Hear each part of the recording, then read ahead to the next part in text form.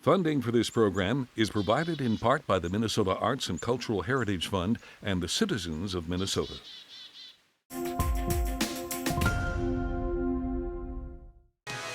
Coming up next, Off 90, a creamery in Hope, Minnesota, known for its butter. Welder and artist Karl Unnasch, a backpack program that sends food home with kids, and a Twin Cities fashion photographer who focuses on the past. It's all just ahead, Off 90.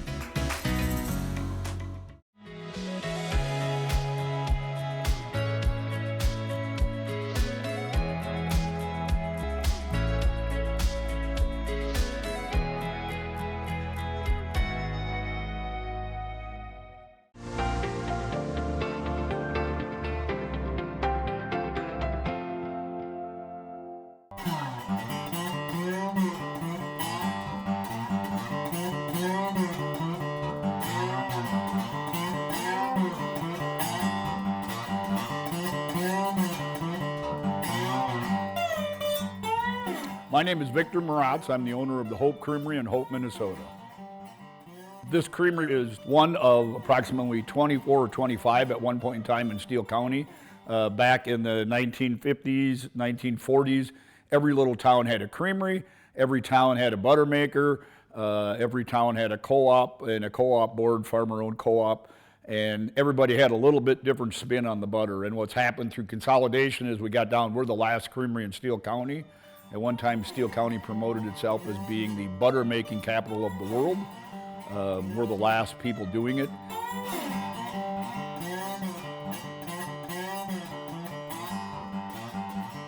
The building is about approximately 100 years old. 1920 it was built. I was doing some construction work, and an opportunity to buy the creamery came up when I read in the Minneapolis paper that the creamery, the co-op creamery, had been featured at one point in time, and they were doing a follow-up story where the co-op creamery board was anticipating selling out. I just bought the creamery, not really knowing what I was buying other than it was kind of a cool old building with a product that had at least a local following of some level. Well, we're upstairs at the Hope Creamery, and this is the dance hall. It's approximately 40 feet by 60 feet. It has a stage on one end. Side doors or side stage pieces. Along the one wall there is a ticket booth, coat room, as well as a small kitchen area.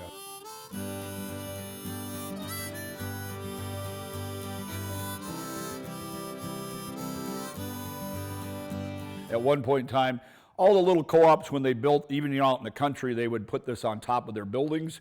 It was used for co-op meetings, as well as a social place, because if you can imagine back 100 years ago, probably a lot of wood stoves and outdoor toilets and that kind of stuff. This was relatively a modern place here. We had steam heat, hot and cold water, indoor shower, that kind of stuff. So it was used by everybody in the community for whatever it was, weddings, anniversary parties, 4-H clubs, Boy Scouts, that kind of thing. I like old things, old motorcycles, old cars, all that stuff, and this is kind of a huge conglomeration of a bunch of old things, old traditions, old equipment, old building full of 100 years of stuff that people couldn't throw away. This is our bulk truck. We send it over to Plainview, the Plainview Co-op, and we pick up our cream. We typically will pick up about 15,000 pounds of cream, which is enough for us to make 3 batches. Our butter is made using old technology. They talk about how it tastes like it tasted when they were younger. A lot of people do. This is our pasteurizing vat. It's essentially a double cooker. We use low temperature, long time pasteurization as opposed to short time, high temperature pasteurization.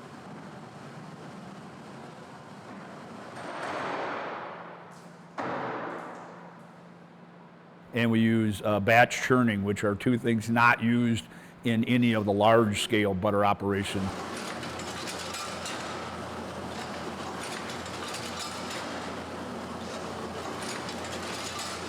And what that does is, because we use that low temperature, long time pasteurization, our butter has less of a burnt flavor, from what I've been told by chefs who are much more sophisticated in this than I am.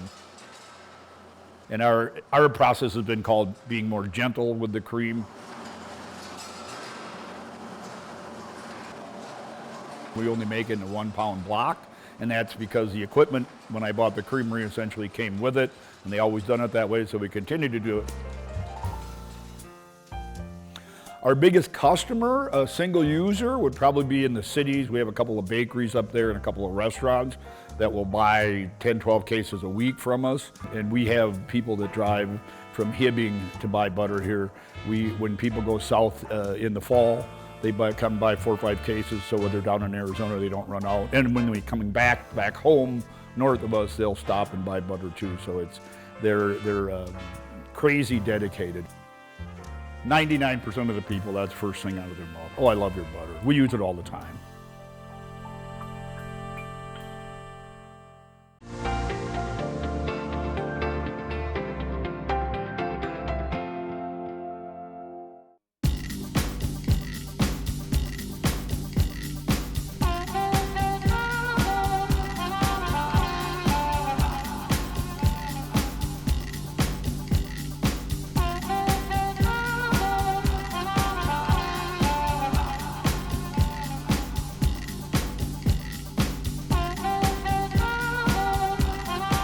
I like to have fun, and I try to bring that out when I'm making these pieces and make sure that, you know, when people look at them, they can get a little giggle, a little chuckle, or even be a little bit, maybe even a little scared. It's bad, you know. My name's Karl Unnasch, and I'm an artist. It's bad, you know.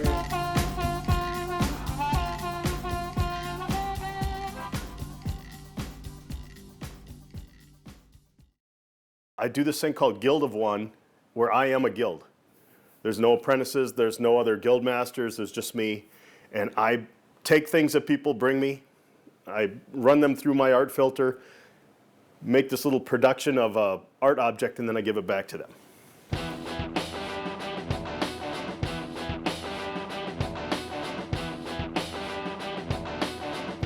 I would say that the work I do, if there was one word for it, it could be hobbyism. I'm an hobbyist artist. The way I see it is that somebody who is an enthusiast, they're into their hobby.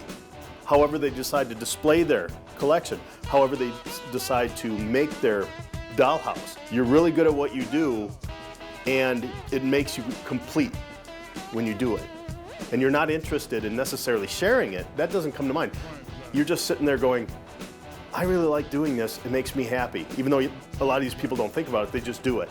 And that goes back into the whole Guild of One, where I take this stuff after I live with it for a while, I consider its necessity for me, I consider what it can do, then I can let it go. And that letting go, that's the hardest thing for a hobbyist, because you put so much of yourself into it, how do you honestly let that go and still be happy? That's the trick. Once that's gone, there's a fear that builds up that says, I don't have that anymore. Now what do I do? And for me, it's just like, okay, make something else. There's millions of objects in the world. Be a magnet, be glue, let it stick to you for a while, and then shuffle it off, and then grab something else. You become a one-person production facility, a Guild of One.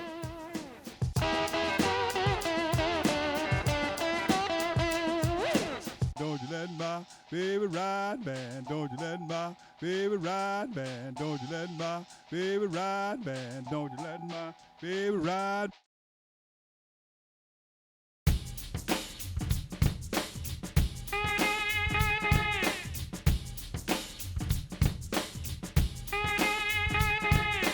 Baby's sweet and I don't mind now. In a nutshell, what I do is I grab something and then I contemplate it. I look at it, I'm aware of its physical nature. I wonder about its historical nature, you know, its own history, and then I start building on that.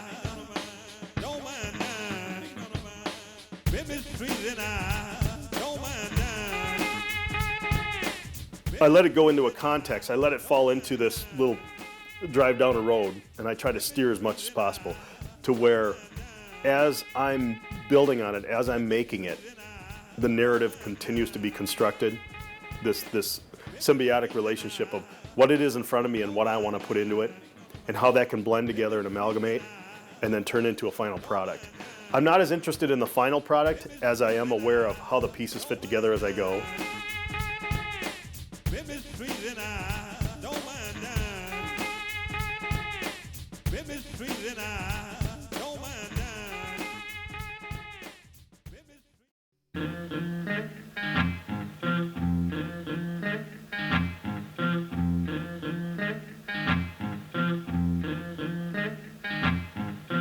A lot of what I do comes from the rural lifestyle.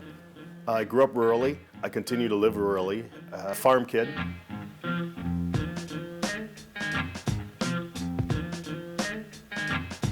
I've always embraced that. Even the times when I've gone off to live in the city to do my education and whatnot, I've always been called back because I know this is a great place to contemplate, to have a lot of creative thought time, and to be able to connect with something that's actually quite rare nowadays. Most of the skills I have started there out of necessity. Using tools, using construction methods, using, being aware of how things fit together, how they come apart, how they're built, how they last. I think that just was every day. It was built into me by whether it was a lesson from my mother or father or a lesson from just what I was observing. And that's where I start bringing all of these things I first learned tighter together. And then I look at the hobbyist realm of how it's all this myriad of concepts and materials and methods that are fascinating. I bring that together and then I start spewing it out.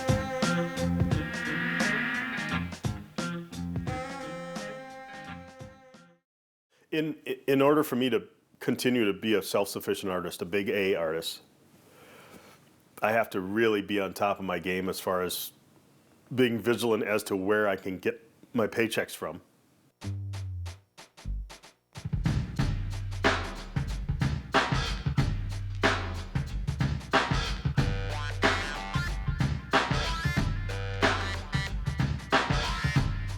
It's a job. It's a career. To do that, I have to be more than just an artist. I have to pitch myself with confidence and aplomb.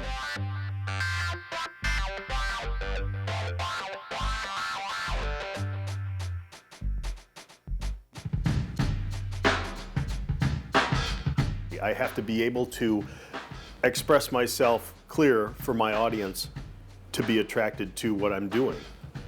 Otherwise, if I turn it into this huge mystery and I'm not approachable, no one's going to want to write a check, no one's going to want to swipe a card, no one's going to want to hand me cash. So I have to be approachable in that regard.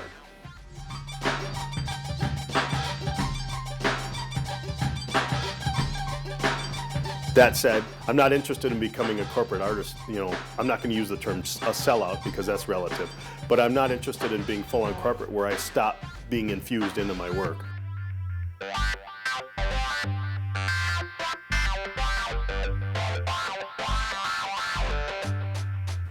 My personality, I think, comes off as pretty stoic and confident, sometimes cocky, but that's born out of knowing what I want to do. I don't have a lot of questions as far as not knowing where I want to be, but I also understand there's a part of me that has to be flexible enough to allow, just like growing up on the farm, I have to allow the outside stimuli, the outside variables to change my path. For a metaphor, I still travel down a gravel road, but I don't know how it's going to turn. But I'm a little bit familiar with it, so I can drive a little faster. And I know where the curves are, I know when to slow down.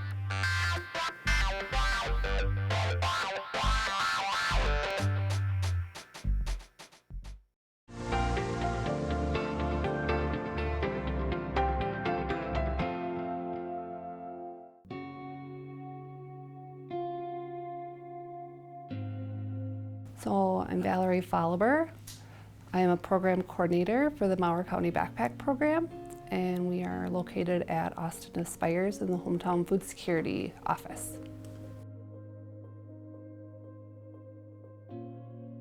The backpack program started in 2013, and it was a program started to help families who maybe didn't have the means to help their kiddos on the weekends. So maybe mom or dad worked and they weren't there to help prepare a meal. So it was started to make easy meals for the kids. So it would go home in their backpacks on Fridays, and it's grown from there. We still send meals home with the kiddos every Friday so that they don't go hungry on the weekends. So we put things in there from snacks to fruit cups to meal type items. We serve in Mower County over 800 children each week. So that's a pretty significant number. We hope by sending home 800 bags that these kids, the number goes down, but unfortunately it continues to rise each year. So we're an umbrella under the United Way. So United Way is our umbrella and we're a partner with them. They help provide fiscally for us. Community members may donate, and then part of that money out of United Way helps provide for the backpack program to function.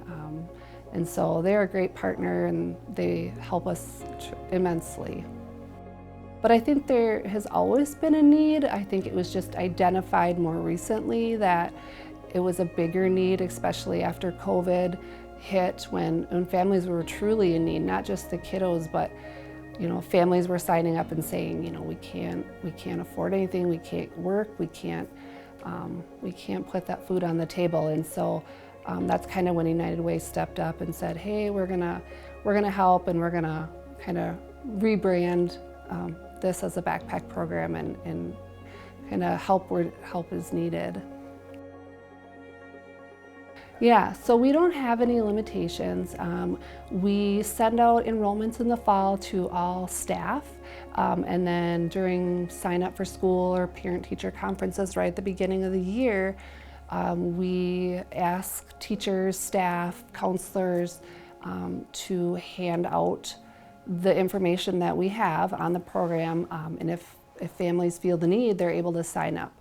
There's no guidelines for it. We do ask school staff if they can identify a child that is in need, that please feel free to sign them up, because we want to make sure that those kids are getting the food that they need if they really truly need it. We love when community members come in and help and volunteer.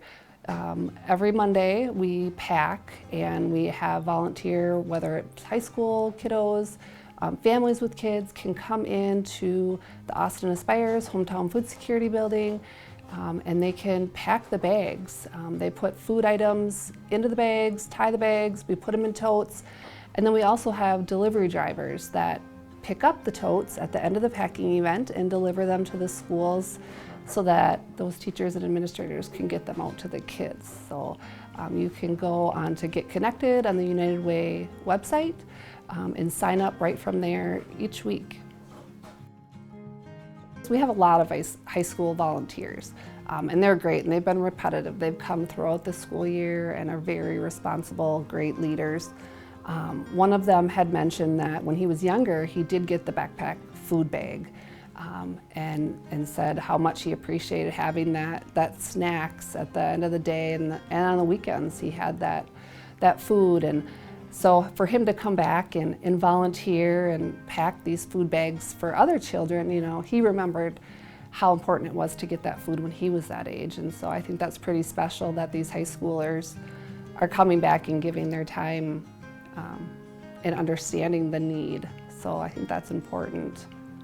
So Austin, the bags will be packed each Monday, and then we deliver them to the schools, and then we have administration, teachers, success coaches that help facilitate those bags to be put in backpacks, so it's very discreet. So we service all preschool through the middle school age in Austin.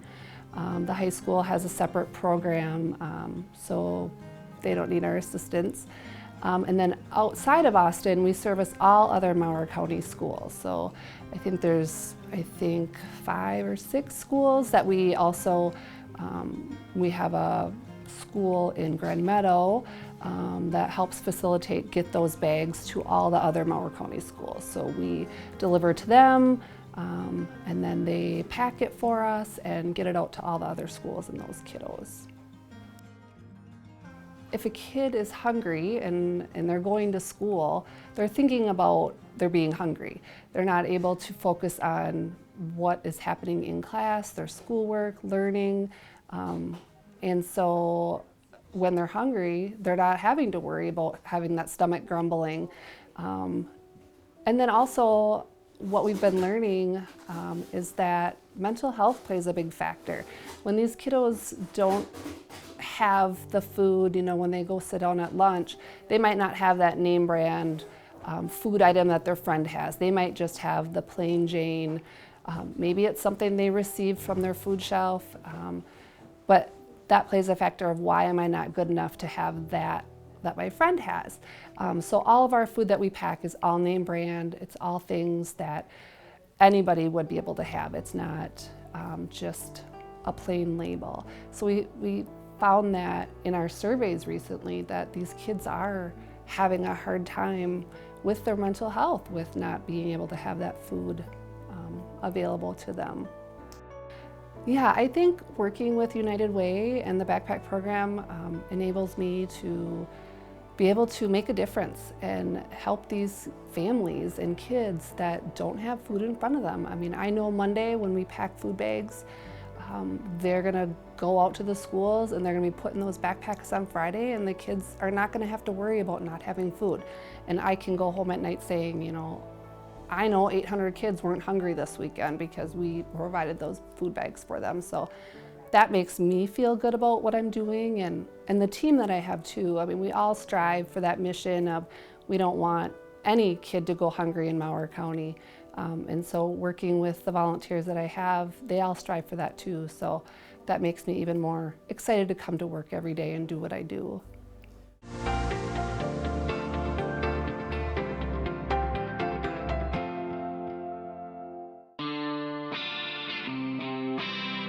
Well, I can't explain really even what my draw is to it. I mean, I'm just sort of doing this because I'm crazy, I guess. My name is Timothy G. Piotrowski, and I am an artist who uses photography. The garment she's wearing is from about 1900. And then with her long hair, it's nice and period accurate. They would have wore stockings, they might have wore a hat. There's not too much about these pictures, even though they look really simple, that hasn't been thought through. And a big part of the thinking is that I'm really looked at a lot of period photographs. These are Edwardian fashion plates from their French couture. And they were made to be, I mean, almost like a catalog photograph would be today. I've become a collector of period prints, and if I want to do a Hollywood portrait, a picture that looks like a silent era Hollywood portrait, I literally have them in my collection. All of my pictures are very closely directed. What she's doing is she's just kind of holding this open, which is actually pretty risque. And so that's what we were kind of thinking about, was that there was this irony today that this is even a swimsuit. It wouldn't probably occur to us because it looks so much like a dress, but it is a Victorian era swimsuit. I love working with Tim because he's very accurate with his photos, he's very precise, and he makes sure that the images that he produces really do look authentic and they really are believable. So you kind of feel like as a model, you kind of go back in time and you're a blank canvas that then is transformed into this period that you've never lived in. Right now, what I'm looking at, if you go in full profile to either direction, you see how the light moves on her face as she moves it from side to side. So instead of moving the light, I will direct the face and see how the light falls on her face as she moves it. I have a slow speed film and I'm using it under lower light. So I end up with exposures anywhere from 4 to 7 or 8 seconds. You really have to be very, very still and be patient. Tim is very precise, and I appreciate that about him. This is now my oldest lens. This is a Civil War era lens. It's a lens from about 18 about 1867 or so, or 1870.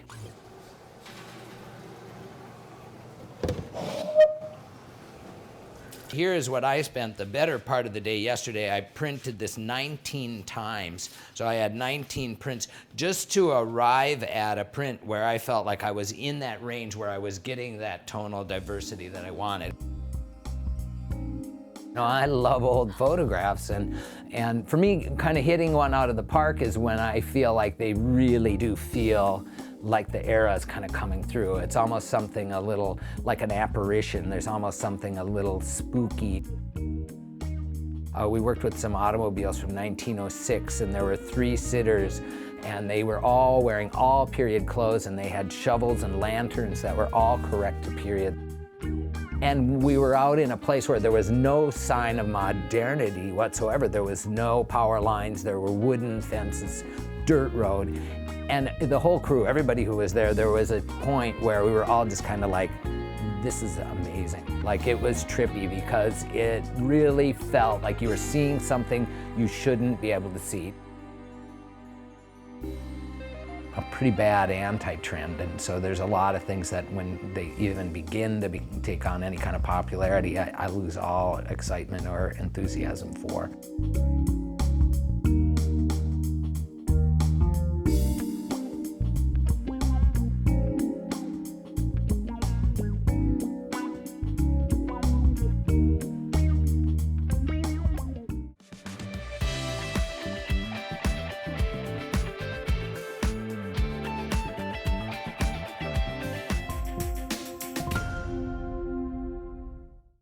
Funding for this program is provided in part by the Minnesota Arts and Cultural Heritage Fund and the citizens of Minnesota.